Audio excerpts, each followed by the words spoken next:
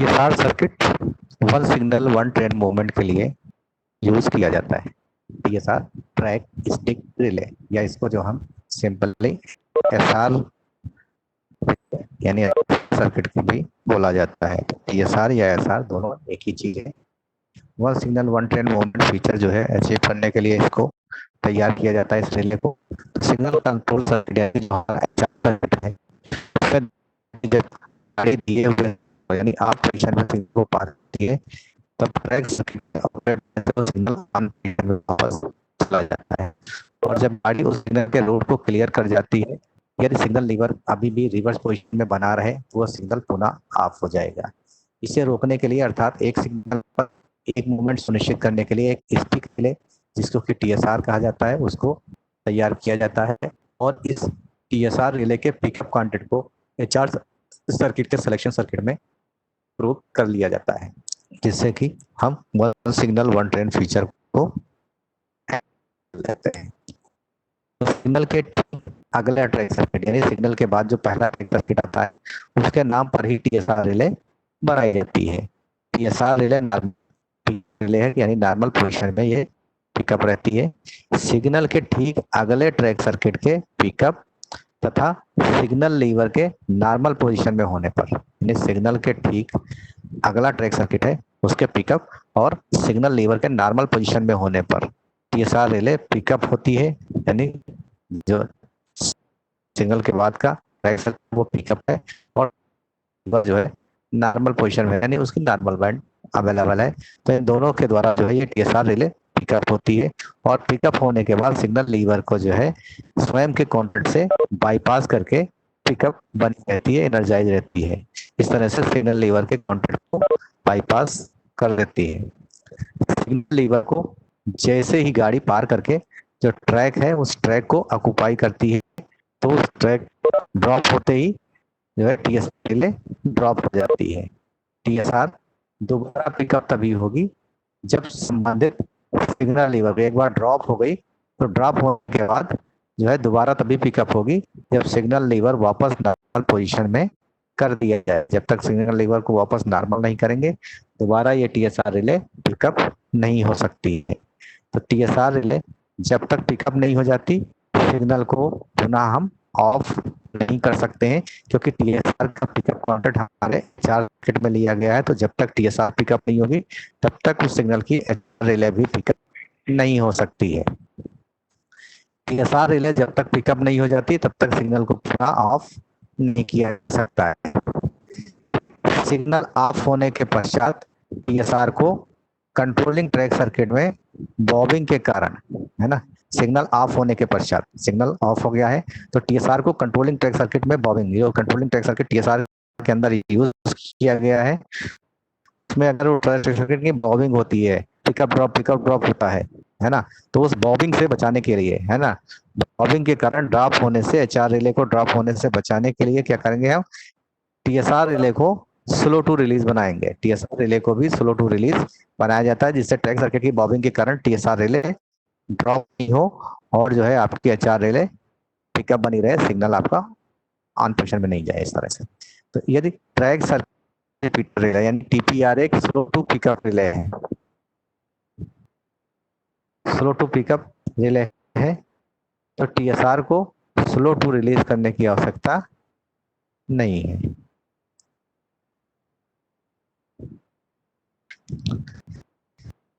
Relay interlocking जो metal to carbon है उसमें टीएसआर को पिकअप कराने के लिए क्या करते हैं, रिले इंटरलॉकिंग के अंदर क्या करेंगे, वहां पर लीवर की जगह पर क्या करते हैं, हम बटन यूज करते हैं। लीवर की जगह पर सिग्नल को ऑफ करने के लिए बटन का यूज किया जाता है। तो उसके अंदर जो है लीवर का कॉन्टेक्ट नहीं होगा तो उसकी जगह हम यूज करेंगे यूसीआर का बैक कॉन्टेक्ट और एएसआर का फ्रंट कॉन्टेक्ट। तो जो हमारा सिग्नल लीवर का नॉर्मल बैंड है उसको हम यूसीआर के बैक कॉन्टेक्ट और एएसआर के फ्रंट कॉन्टेक्ट से बाईपास करेंगे, उसकी जगह पर ये कॉन्टेक्ट यूज किए जाएंगे। तो नॉर्मल बैंड की जगह पर यूसीआर का बैक और एएसआर का फ्रंट कॉन्टेक्ट यूज करके इस टीएसआर रिले को फीड दी जाती है, जिससे कि ये पता लगता है कि रूट फ्री हो गया है, रूट हमारा रिलीज हो गया। इस तरह से टीएसआर रिले पिकअप कराई जाती है। हम देख सकते हैं कि ये हमारा एक सिग्नल है 1 नंबर सिग्नल है और इसका कंट्रोलिंग ट्रैक जो पहला ट्रैक है 1T है, 1T है। अब इसकी हमें TSR रिले बनानी है। TSR रिले के लिए क्या करेंगे, जो इसका पहला ट्रैक कंट्रोलिंग ट्रैक 1T है तो इसका TPR का पिकअप, TPR का पिकअप लिया जाएगा और लीवर से अगर ये सिग्नल ऑपरेट हो रहा है 1 नंबर सिग्नल, तो इसके लिए इस लीवर का normal band NA band use किया जाएगा और इसके थ्रू जो है हमारी TSR रिले पिकअप हो जाएगी, TSR रिले पिकअप हो जाएगी। और इस रिले को क्या है, स्लो टू रिलीज बनाया गया है, इस रिले को स्लो टू रिलीज बनाया गया है, ठीक है, स्लो टू रिलीज बनाया है। अब इस थर्मल बैंड को इस रिले के पिकअप होने के बाद खुद के फ्रंट कॉन्टेक्ट से इसको बाईपास कर दिया जाएगा कि एक बार पिकअप हो गई उसके बाद जो है दोबारा ये लीवर का बैंड कुछ भी रहे ये खुद के कॉन्टेक्ट से स्टिक रहेगी। और एक बार ये ट्रैक ड्रॉप हो गया, TPR इसकी ड्रॉप हो गया, यानी गाड़ी आ गई इसके ऊपर, तो क्या होगा, इसकी फीड यहीं से कट जाएगी, TSR रिले ड्रॉप हो जाएगी। और एक बार ड्रॉप हो गई तो दोबारा ये ड्रॉप हो गई तो इसका ये फ्रंट कॉन्टेक्ट भी कट जाएगा, स्टिक पाथ भी खत्म हो गया, तो दोबारा पिकअप कैसे होगी, ये ट्रैक जब क्लियर हो जाएगा और इस लीवर का नॉर्मल बैंड दोबारा मिलेगा तभी ये दोबारा पिकअप होगी। यानी एक बार सिग्नल देने पर केवल एक ही गाड़ी जा पाएगी और दोबारा जो है सिग्नल को ऑफ करना है तो उस सिग्नल को वापस जो है लीवर को नॉर्मल करना पड़ेगा, नॉर्मल करने पे ही दोबारा TSR पिकअप होगी और TSR पिकअप होने पर ही हमारी दोबारा HR रिले पिकअप होगी। जैसे TPR रिले हमारी तैयार की जाती है। तो हम देखते हैं HR रिले में, HR रिले में क्या करते हैं, TSR का फ्रंट कॉन्टेक्ट यूज करते हैं और अदर डिफरेंट दूसरे जो सिलेक्शन ढेर सारे रहते हैं HR रिले में, उन साथ लीवर के रिवर्स पोजीशन के द्वारा ही HR रिले जो हमारी वो पिकअप होती है। इसी प्रकार इसमें जो अगर हमें रिले इंटरलॉकिंग में किस तरह से TSR रिले बनाएंगे, ये तो हो गई हमारी इलेक्ट्रोमैकेनिकल सिग्नलिंग की बात। इलेक्ट्रोमैकेनिकल सिग्नलिंग में इस तरह से करेंगे। अब रिले इंटरलॉकिंग में जहां पर ये लीवर नहीं है, लीवर नहीं है तो इसका लीवर बैंड भी नहीं होगा क्योंकि वहां पर सिग्नल को बटन से ऑपरेट किया जाता है। तो वहां पर क्या यूज करेंगे, रिले कॉन्टेक्ट का यूज किया जाएगा, इसकी जगह पर रिले कॉन्टेक्ट का यूज किया जाएगा। तो वो हमें प्रूव करना है कि रूट हमारा फ्री हो गया है, रूट फ्री हो गया है। उसके लिए जो है क्या करेंगे, UCR का बैक और ASR फ्रंट, जो ये प्रूव करेगा कि हमारा रूट रिलीज हो चुका है, रूट फ्री हो चुका है। तो एक बार TSR ड्रॉप हो गई तो दोबारा तभी पिकअप होगी जब हमारा रूट फ्री हो जाएगा, यानी कि रूट रिलीज हो जाएगा तभी हमारा पिकअप हो सकती है, अदरवाइज पिकअप नहीं होगी। तो उसके लिए 1 TPR pickup, UCR drop, ASR pickup के द्वारा TSR को पिकअप कराया जाएगा और बाद में UCR और ASR को खुद के बैक कॉन्टेक्ट से कर दिया जाएगा। और एक बार ट्रैक ड्रॉप हो गया यानी गाड़ी इस ट्रैक को पार कर गई, सिग्नल आपका ऑन पोजीशन में आ गया और तो दोबारा TSR तभी पिकअप होगी जब UCR और ASR ड्रॉप हो जाएगा, यानी कि उस सिग्नल का जो है रूट हमारा रिलीज हो जाएगा। इस तरह से एक बार सिग्नल देने पर केवल एक ही गाड़ी जा पाएगी, दोबारा सिग्नल तभी क्लियर होगा जब हमारा ये रूट रिलीज हो जाएगा और दोबारा हमारा सिग्नल दिया जाएगा। इस तरह से हम TSR रिले को पिकअप कराते हैं। अब बात आती है एक से अधिक सिग्नल के लिए अगर कॉमन TSR है, कॉमन TSR है यानी एक से ज्यादा सिग्नल के लिए एक ही TSR तो बोलते हैं कॉमन TSR। तो यार्ड में प्रत्येक सिग्नल के लिए अलग अलग TSR बनाने के बजाय जहां भी पॉसिबल है वहां पर कॉमन TSR बनाई जाएगी ताकि इंस्टॉलेशन के समय रिले की संख्या को कम किया जा सके। कॉमन TSR निम्न कंडीशन में बना सकते हैं, कब कब हम बना सकते हैं कि सभी सिग्नल क्या हो, कॉन्फ्लिक्टिंग हो, वो सभी सिग्नल जो कॉन्फ्लिक्टिंग है उनकी एक कॉमन TSR बना सकते हैं। और उन सिग्नलों के लिए जो है एक ही कंट्रोल ट्रैक सर्किट होना चाहिए, कंट्रोलिंग ट्रैक सर्किट है उन सिग्नल्स का वो कॉमन होना चाहिए, तभी उनकी कॉमन TSR हम बना पाते हैं। एक तो कंडीशन कॉन्फ्लिक्टिंग होने चाहिए, एक सिग्नल है तो दूसरा नहीं है, और दूसरा क्या है उनके बीच जो है कंट्रोलिंग वो कॉमन होना चाहिए, तो उनकी कॉमन TSR आई जाएगी।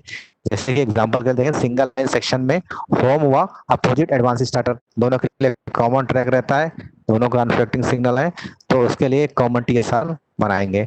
स्टार्टर सिग्नल व इसके नीचे अगर कोई शंट सिग्नल लगा है तो उसके लिए भी कॉमन TSR बनेगी। स्टार्टर सिग्नल और इसके आगे स्थित अपोजिट डायरेक्शन का शंट के लिए भी कॉमन TSR बनाया जाएगा। तो इस तरह से एक नंबर सिग्नल और 22 नंबर सिग्नल है ना, ये एडवांस और ये होम, दोनों कॉन्फ्लिक्टिंग अपोजिट डायरेक्शन के सिग्नल है, उनके बीच में कॉमन ट्रैक है 1/22 टी। तो इनकी हम कॉमन टीएसआर बना सकते हैं।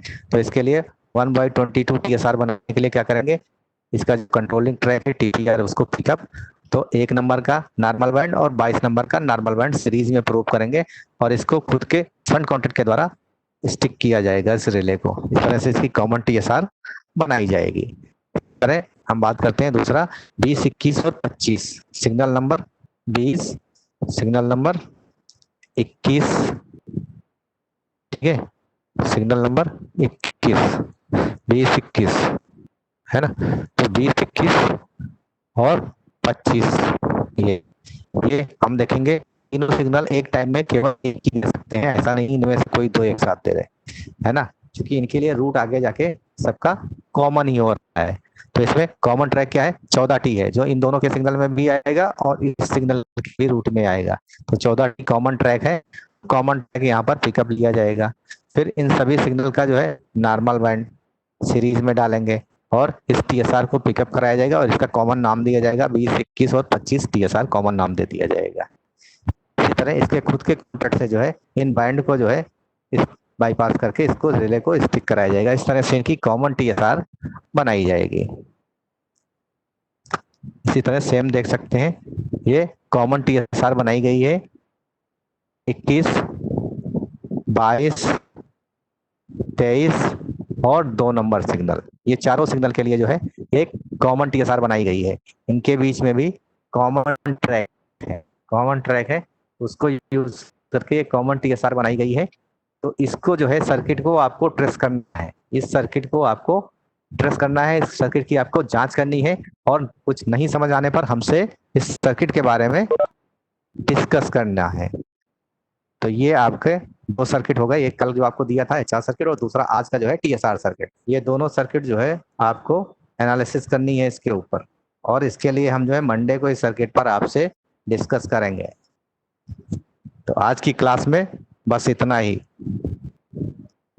नेक्स्ट क्लास के लिए जो है आपको जो है व्हाट्सएप ग्रुप में इंफॉर्मेशन अभी दी जाएगी कितने बजे आपकी नेक्स्ट क्लास होनी है।